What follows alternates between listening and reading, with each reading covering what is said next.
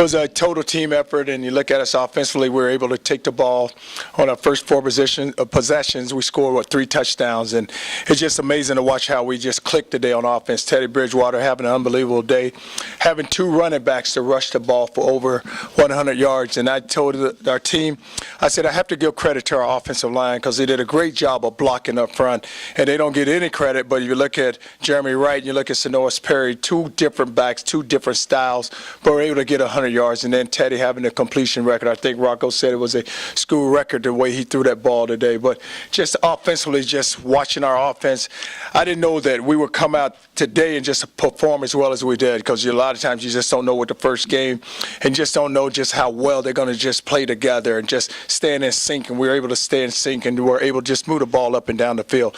Defensively, I said to our defense, first half you gave up 7 points, but we just never felt like we had control of the game on defense. They were able to take the ball and just march it up and down the field. Wasn't able to get the pressure, but if you look at Kentucky, where they were smart, they were able to come with a 3-step game, get the ball out of the quarterback's hand quickly. We came with pressure, but we just didn't get the pressure. Weren't able to win the one-on-one battles when we did rush the passer, but we were able to keep them under 100 yards rushing. And he's always come back to just running a football, and that's what we're able to do today. If you can run that football, you have a chance to go win a lot of football games. Special teams-wise, it was good to see Wallace step up and hit a field goal, and then watch the punter, the young punter, and Appleby go and punt the ball. But we just noticed we still have a ways to go. It's good to get that first game out of the way. We can sit down tomorrow and go through the corrections and make sure that when our next game comes, that we're able to make sure that we don't make those same mistakes again. Charlie, what's the feeling? Keep that trophy in the trophy case. Keep that governor's cup here. Well, anytime you play a rival game, you want to make sure that you go win the football game, and that's what our whole focus was, is go win the football game. And not only that game, we want to go win them all if we possibly can. But each day we know this is going to be one by one, and just to go and win that game is big for us. Charlie, what was your thinking in lifting Bridgewater after the first one? Well, I say this. A year ago at this time, Stein was the starter, and Stein deserves to play. He works at it right now. So, when we got up there, I said, hey, I want to put Stein in the game, and I want him to go and direct the offense. But if Teddy was not injured, I just wanted Stein to play. Charlie, a decisive win over an SEC team. Does it seem like you guys were? Well, I would still say this. It's just looking at our football team. We still have a ways, and we still need to improve. But going to beat a Southeastern Conference opponent, because you're in the Big East and you don't really get the credit a lot of times. But just to watch a Big East team go and beat a Southeastern Conference team, it speaks volumes. Charlie, was the feeling you talked about, clicking on offense the way that you did? If Kentucky scores the drive that they fumbled is 32-21, would you have put Teddy back in? Was the feeling that offense was going so well with Teddy that almost like, you could put him in at will and he would be able to produce?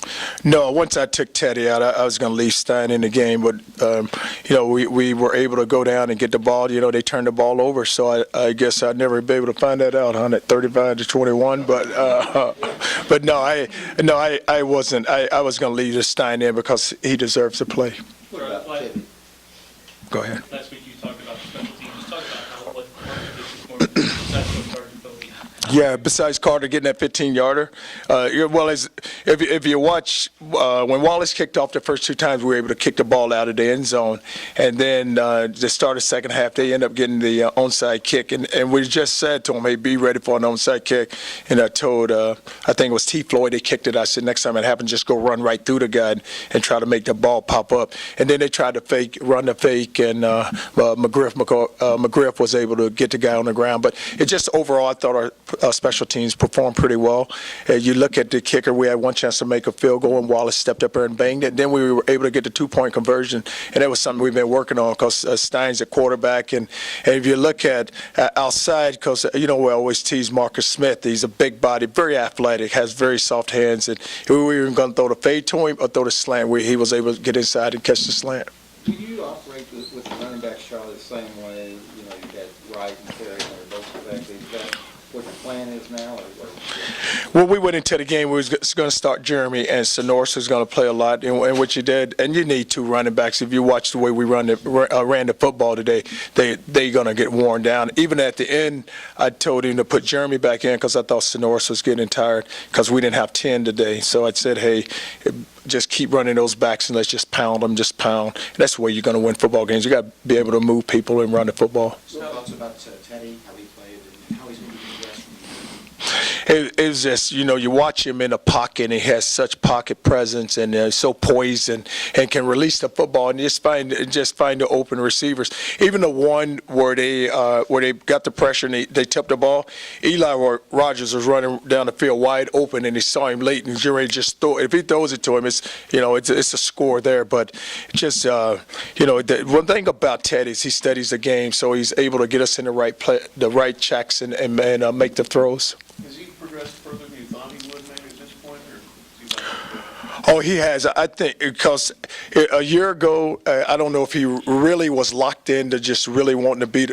He wanted to be the quarterback, but it's almost he didn't want to study the game to go be the quarterback. So now it's just a totally different ball game, and he studies and he's into it, and he's telling receivers, where to line up. And hey, like one throw today, he missed to Andrell, and I think he said to him, "Hey, Andrell, you didn't run the right route. I was coming to you right away," but he had to throw the ball backside to like Radcliffe. I think it's one of the catches that Radcliffe made, but you could see him on the field tell him, hey, run the right route. But he's so locked in, and so when he's locked in, all the receivers are locked in, and you just watch how he spreaded the ball around today. He's not like he's looking for one guy. Nord caught some passes, our tight end making some catches there.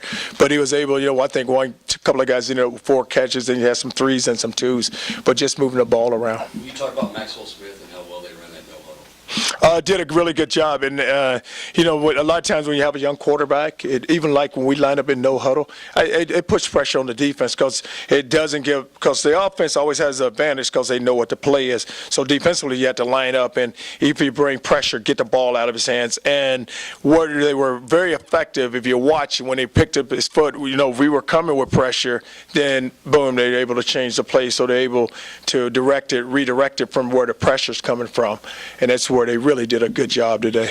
You were surprised they came out in that? No, I wasn't surprised because it's kind of who they are with the quarterback that they have, because that's how effective they'll be all season long because he does a really good job, and he did a good job today. Charlie, what did that 99-yard drive do to kind of set the tone? And that's not when you start, but when you go down and score out of that position. Oh, it did set the tone for the game because if you look at it, they punted the ball down there, and then there was a big third down play where Teddy throws the ball to Copeland down the boundary, and Cope makes a big time catch there. But then we were able to just keep it on track. Once we got that first down, because you were thinking, okay, we're going to have to punt the ball, so it's going to be a change of field position. So more than likely, they're going to end up playing on our side of the field, so we don't convert this third down. And now all of a sudden you convert a big third down, and a lot of times on defense, if you watch, when you could convert those big third downs, defense kind of just sinks a little, and then we're able to just keep moving the ball, and then we were able to convert. Then Teddy really got hot and was making a throw or two, and we were able to run the ball and then go score. They just talked about the kind of contrasting styles of Wright and Perry, like you mentioned, and also what's Dominic Brown's status. Dominic Brown, he'll be back next week. I think that his status was if we needed him, he would have played. But if you watch the two styles, Sonoris is very fast, and Sonoris is one of those guys that's always looking to get the ball outside. So if he ever gets outside, which you saw today, he can outrun people. Whereas Jeremy's a back that runs behind his pads. He's a guy that can work between the tackles. Sonoris is better outside the tackles, but Jeremy's a guy that can pound you, and then he has enough speed where he can't outrun you, but he can run fast enough to get away from you. You had 2 100-yard rushers, and you had a quarterback that had literally no pressure all day. Got to say something about the offensive line. Oh, I did, and that's it's where all the credit goes. I think our offensive line, because you look at Mario, you look at Cupper, there's 2 seniors right there, and then you look at the young guys with Miller, Smith, and Jamon Brown, and then we were able to play Mack a little in there. So it was great to see our offensive line just come off the ball, protect the quarterback, and block people. Because if you look at it, their strength was their defensive front. So we talked about it the whole week. Hey, if we can block those guys up front, then we have a chance to move the ball. All right. Okay, guys, thanks. Move on to the next room.